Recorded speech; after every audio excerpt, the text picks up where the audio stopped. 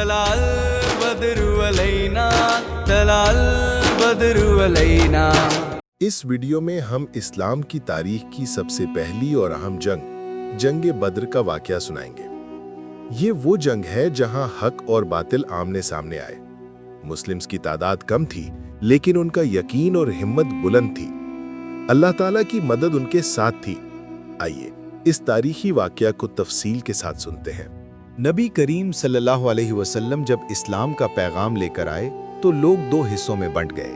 کچھ لوگ نے اسلام قبول کیا لیکن مکہ کے مشرکین نے سخت مخالفت شروع کر دی۔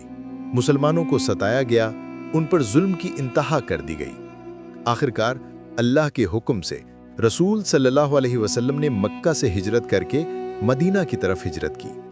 مدینہ پہنچ کر ایک اسلامی ریاست کی بنیاد رکھی گئی، لیکن مکہ کے مشرکین چین سے نہ بیٹھے۔ انہوں نے سوچا کہ اسلام کی روشنی کو مدینہ پہنچنے سے پہلے ہی مٹا دیا جائے۔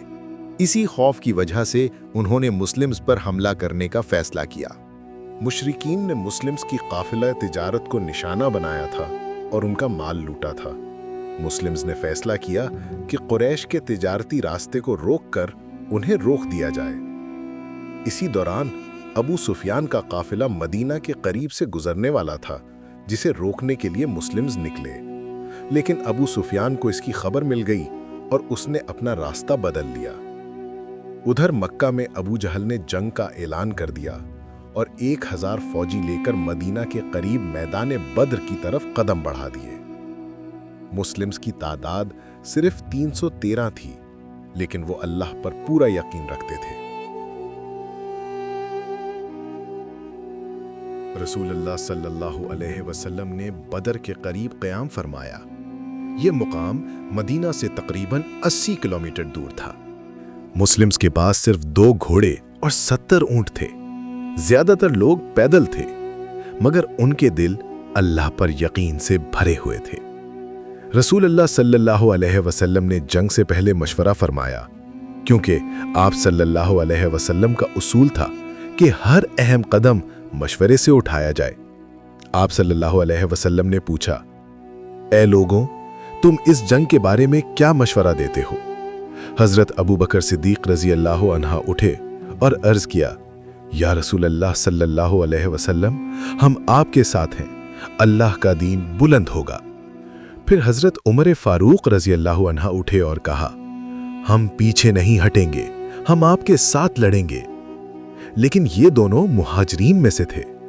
رسول اللہ صلی اللہ علیہ وسلم نے دوبارہ فرمایا کہ انصار کا بھی مشورہ درکار ہے۔ تب حضرت سعد بن معاذ رضی اللہ عنہ اٹھے اور کہا، یا رسول اللہ صلی اللہ علیہ وسلم، اگر آپ ہمیں سمندر میں کودنے کا حکم دیں تو ہم کود جائیں گے۔ ہم آپ صلی اللہ علیہ وسلم سے محبت کرتے ہیں اور آپ کے ساتھ لڑیں گے۔ آج ہم صبر بھی دکھائیں گے اور بہادری بھی۔ ان کی بات سن کر رسول اللہ صلی اللہ علیہ وسلم مسکرائے اور مسلم لشکر کو بدر کے قریب پانی کے قریب قیام کا حکم دیا۔ یہ ایک اہم فیصلہ تھا، کیونکہ جنگ کے وقت پانی پر قبضہ ہونا بہت اہم ہوتا ہے۔ دوسری طرف ابو جہل 1000 فوجیوں کے ساتھ آ چکا تھا۔ ان کے پاس 100 گھوڑے اور 700 اونٹ تھے۔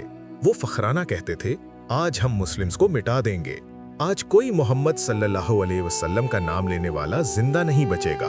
ان کے ساتھ مکہ کے سارے بڑے سردار تھے، لیکن اللہ کو ان کا تکبر پسند نہ آیا۔ ان کو لگتا تھا کہ زیادہ آدمی اور زیادہ ہتھیار ہی جیت دلاتے ہیں۔ انہیں یہ نہیں پتا تھا کہ جیت ناداری اور غربت سے نہیں ہوتی، جیت ایمان سے ہوتی ہے۔ 17 رمضان 2 ہجری کا دن تھا۔ صبح کا وقت تھا۔ میدان بدر سکوت میں 2 فوجوں کا انتظار کر رہا تھا۔ آج حق اور باطل کا فیصلہ ہونے والا تھا۔ رسول اللہ صلی اللہ علیہ وسلم نے مسلم صفوں کو سیدھا کروایا اور انہیں صبر اور استقامت کی نصیحت فرمائی۔ رسول اللہ صلی اللہ علیہ وسلم نے دعا کے لیے ہاتھ اٹھایا اور فرمایا، یا اللہ، اگر آج یہ چھوٹی سی جماعت ہلاک ہو گئی تو پھر تیرے زمین پر کوئی تیرا نام لینے والا نہیں بچے گا۔ اس دعائے نجات پر آسمان اللہ تعالیٰ کی رحمت سے بھر گیا۔ فرشتے مدد کے لیے اترنے کے انتظار میں تھے۔ جنگ شروع ہونے سے پہلے عرب روایت کے مطابق پہلے مقابلہ فرد با فرد ہوتا تھا۔ قریش کی طرف سے عتبہ بن ربیعہ، اس کا بھائی شیبہ اور بیٹا ولید میدان میں آئے۔ انہوں نے پکارا، کون ہے جو ہمارا مقابلہ کرے؟ इस पर मुस्लिम्स की तरफ से 3 बहादुर शहीद उठ खड़े हुए, हजरत हमजा, हजरत अली और हजरत उबैदा बिन हारिस रदियल्लाहु अन्हुम। लेकिन कुरैश ने कहा कि हम अपने बराबर के कुरैशी चाहते हैं, ना कि अंसार। जब पता चला कि ये सब कुरैश के ही अफराद हैं तो मुकाबला कायम हो गया। हजरत हमजा का मुकाबला शैबा से हुआ और आपने चंद पलों में उसे मार गिराया। हजरत अली का मुकाबला वलीद से हुआ और आपने शुजाअत का जलवा दिखाते हुए उसे हलाक कर दिया। हजरत उबैदा उतबा से लड़े, दोनों ने एक दूसरे को जख्मी किया। फिर हजरत अली रदियल्लाहु अन्हु और हजरत हमजा रदियल्लाहु अन्हु ने आगे बढ़कर उतबा को ख़त्म किया और अपने जख्मी भाई उबैदा को उठा कर ले आए। ये इस्लाम की पहली जंग का पहला खूनी मुकाबला था और इसमें जीत मुस्लिम्स के हिस्से में आई। जंग का असल मुकाबला अब शुरू हो चुका था। दोनों फौजें आमने सामने थीं। कुरैश का लश्कर गुरूर और तकब्बुर में डूबा हुआ था, जबकि मुस्लिम्स अल्लाह पर यकीन के साथ लड़े रहे थे। रसूलुल्लाह सल्लल्लाहु अलैहि वसल्लम ने मुसलमानों को हौसला देते हुए फरमाया, आज जन्नत उन्हीं लोगों के लिए है जो सब्र और यकीन के साथ लड़े। मुसलमानों में से हजरत उमैर बिन हुम्माम रज़ियल्लाहु अन्हु ने ये बात सुनी तो पूछा, या रसूल अल्लाह, क्या जन्नत हकीकत में हमारा इंतजार कर रही है? आप सल्लल्लाहु अलैहि वसल्लम ने फरमाया, हाँ, वो तुम्हारा ही इंतजार कर रही है। ये सुनते ही उमैर रज़ियल्लाहु अन्हु ने कहा, क्या बात है, जन्नत का वादा और जिंदा रहने का क्या फायदा? और ये कहकर वो तुरंत मैदान जंग में कूद पड़े और शहीद हो गए। उनकी मिसाल ने मुस्लिम फौज में जज्बा भर दिया। जंग के दरमियान रसूलुल्लाह सल्लल्लाहु अलैहि वसल्लम एक पानी के चश्मे के पास एक छोटी सी खैमे में दुआ में मसरूफ थे। आप सल्लल्लाहु अलैहि वसल्लम ने गिरगिरा कर अल्लाह ताला से मदद की दरख्वास्त की। इतने में आप सल्लल्लाहु अलैहि वसल्लम पर कश्फ हुआ और आपने इरशाद फरमाया, खुश हो जाओ, आज अल्लाह की मदद आ गई है। इसी वक्त आसमान पर गरज की आवाज़ें बुलंद होने लगी, हवा तेज होने लगी। मुस्लिम्स ने देखा कि एक सफ़ेद लिबास में स्यार पर सवार लश्कर नाजिल हो रहा है। ये फरिश्तों का लश्कर था जो अल्लाह के हुक्म से मुस्लिमों की मदद के लिए नाजिल हुआ। कुरान में भी इसका जिक्र आता है, जब तुम अपने रब से मदद मांग रहे थे तो उसने तुम्हारी दुआ कबूल की और फरमाया कि मैं तुम्हारी मदद के लिए 1000 फरिश्ते भेज रहा हूँ जो लश्कर दर लश्कर तुम्हारी मदद करेंगे। सूरह अल-अनफाल। कई मुशरिकीन चिल्लाने लगे, हमारे सामने एक सफ़ेद घोड़े पर सवार लश्कर नाजिल हो रहा है, ये कौन है? ये तो इंसान नहीं लगते। जिब्रील अलैहिस्सलाम और उनके साथ फरिश्ते जंग में शरीक हुए और ये अल्लाह की तरफ से खुली मदद थी। इस जंग का सबसे बड़ा जालिम अबू जहल एक पहाड़ के करीब खड़ा फखरिया तौर पर हुक्म दे रहा था। वो मुस्लिम्स को जलील करने के लिए आया था, लेकिन अल्लाह ने उसे जलील कर दिया। 2 जवान अंसारी सहाबा मुआज और मुअव्विज रदियल्लाहु अन्हुमा ने आगे बढ़कर उस पर हमला किया।